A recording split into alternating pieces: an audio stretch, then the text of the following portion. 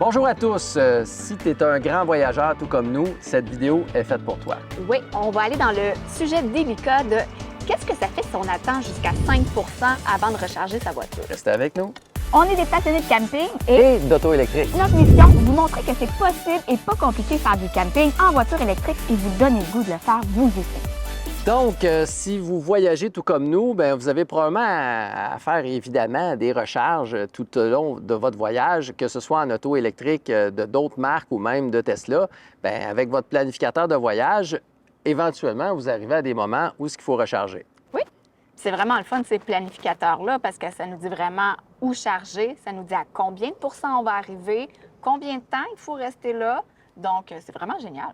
Oui. Puis là, ben nous, on a certains accords, désaccords par rapport à notre planification.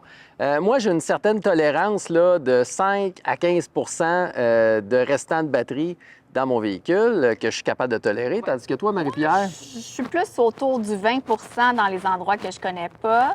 Je suis capable de tolérer jusqu'à 15. Je pourrais aller jusqu'à 10 si je suis déjà allée. Mais sinon, non, pas en bas de 15. Faut que tu me donnes des avantages. Oui.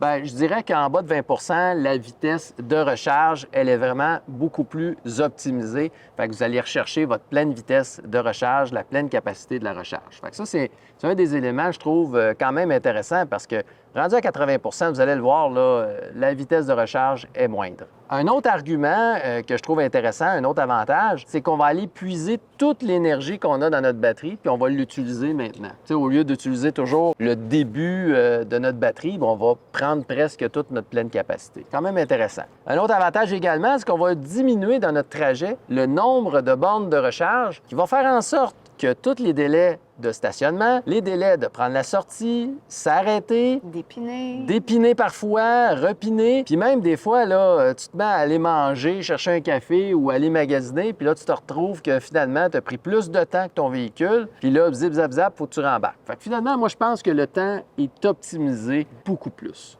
Donc, je pense que ce seraient les avantages à considérer.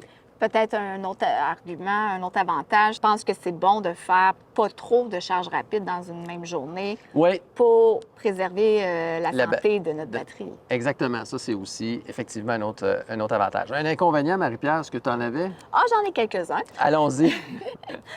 Bien, moi, mon plus gros inconvénient, c'est l'anxiété qui augmente, là. Plus tu vois le pourcentage diminuer, plus l'anxiété augmente. Oui, c'est vrai. C'est vrai, je le remarque dans le véhicule. Peut-être petit truc. Fait que là, quand on arrive en dessous de 10 peut-être un petit truc pour vous aider. Moi, je switch le pourcentage en kilomètres. Fait que je trouve ça beaucoup moins inquiétant parce que si je vois qu'il nous reste 60 km d'autonomie puis qu'on a juste 10 km à parcourir, je sais qu'on va se rendre. Un autre inconvénient, ou en tout cas que moi je me questionne, c'est qu'il me semble que si on arrive avec juste 5 de batterie, ça va prendre beaucoup plus de temps pour se rendre jusqu'à 80. Non, effectivement que la recharge est plus longue. C'est moi qui se trompe ou il me semble que justement Tesla, quand il nous fait un chemin, souvent il va nous faire arrêter moins longtemps, mais plus souvent. Oui, effectivement. Il doit avoir une raison.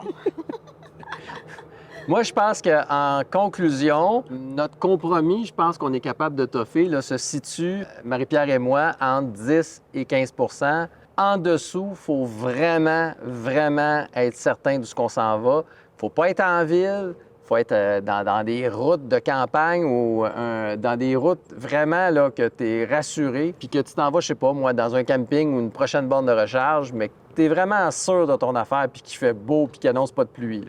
Oui.